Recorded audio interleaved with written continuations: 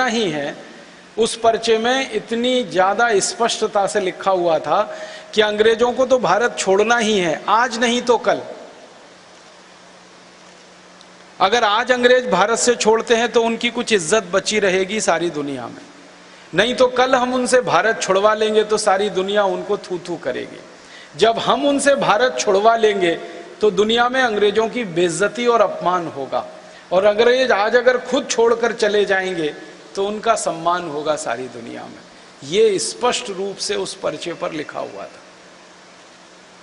किसने तैयार किया था वो पर्चा? हमारे देश के जो अमर शहीद भगत सिंह, इनके एक सहयोगी थे मनमथ नाथ गुप्त, उन्होंने वो पर्चा तैयार किया था। और वो पर्चा क्या था?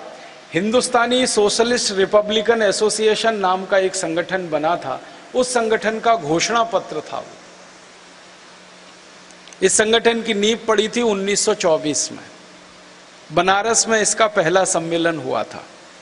इस सम्मेलन की अध्यक्षता की थी पंडित राम प्रसाद बिस्मिल ने, और चूंकि उन्होंने अध्यक्षता की थी तो उनको जीवन भर के लिए इस संगठन का अध्यक्ष बना दिया गया।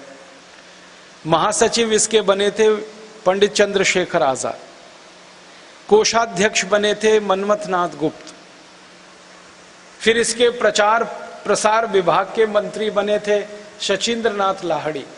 ऐसे करके क्रांतिकारियों ने यह संगठन खड़ा किया था। इसका एक घोषणा पत्र जारी हुआ था कि हम ये संगठन क्यों बना रहे हैं, और उस घोषणा पत्र का नाम दिया गया था द रिवॉल्यूशन, माने क्रांति। उसमें कुछ बिंदु तय किए गए थे और वो बिंदु शहीदों के सपनों को बताते हैं। पहला बिंदु ये था कि अंग्रेज भारत छोड़े। दूसरा बिंदु था कि अंग्रेजों के साथ अंग्रेजियत भी भारत छोड़े। अंग्रेजियत को उन्होंने व्याख्यायित किया था, परिभाषित किया था कि अंग्रेजों के बनाए गए सारे के सारे कानून, अंग्रेजों की बनाई गई सारी की सारी व्यवस्थाएं, अंग्रेजों की बनाई गई सारी की सारी नीतियां, अंग्रेजों का बनाया गया पूरा का पूरा तंत्र, ये भी भारत से जाना चाहिए। खाली अंग्रेज भारत छोड़कर चले जाएं इतने से बात नहीं बनेगी। अंग्रेजों की नीतियां, अंग्रेजों के कानून, अंग्रेजों के नियम, अंग्रेजों की व्यवस्थाएं, अंग्रेजों का सब कुछ जो तंत्र में समाहित है, ये भी खत्म होना चाहिए, ये भी जाना चाहिए। और आज़ादी के बाद भारत में स्वदेशी तंत्र आना चाहिए, स्वराज्य आना चाहिए, स्वतंत्र होना चाहिए। स्वतंत्र शब्द पर जोर था उस घोषणा पत्र में। स्वतंत्र माने अपना तंत्र, स्व माने अपना, तंत्र माने व्यवस्था। हमारी अपनी व्यवस्था होनी चाहिए, हमारे अपने कानून होने चाहिए। ये सब कुछ रिवॉल्यूशन में लिखा गया था, और ये रिवॉल्यूशन जारी हुआ 1924 में। ये बहुत बड़ा घोषणा पत्र है, लेकिन इसका संक्षिप्त रूप शहीद आजम भगत सिंह ने असेंबली में फेंका था बम के साथ, संक्षिप्त रूप। और उन्होंने कहा था कि इस कार्य के लिए अगर हमको अपना बलिदान देना है, कुर्बानी देना है, तो भी हमें मंजूर है।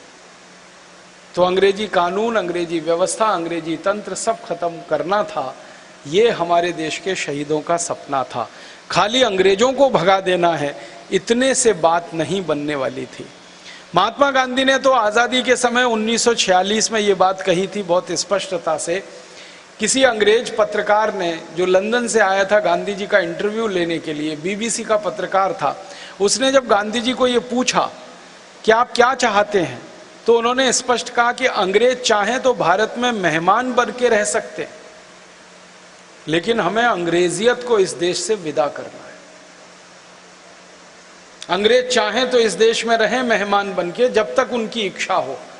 हम उनके मेहमान बनकर इस देश में रहने पर कोई पाबंदी नहीं लगाएंगे, लेकिन अंग्रेजों ने जो तंत्र बना दिया है इस देश में गुलामी का, जो कानून बना दिए हैं, वो तो हमें नहीं चाहिए एक मिनट के लिए भी। उसे तो हम खत्म करेंगे इस देश में। अब आप जानते हैं महात्मा गांधी का रास्ता था अहिंसा वाला, शहीद आजम भगत सिंह का रास्ता था हिंसा वाला। दो अलग अलग रास्तों से चलने वाले क्रांतिकारी। मैं इन दोनों को कैंची जैसा मानता हूं। कैंची होती है ना, उसमें दो फाले होते हैं, दोनों ही काटते हैं, एक हिंसा से और एक अहिंसा से।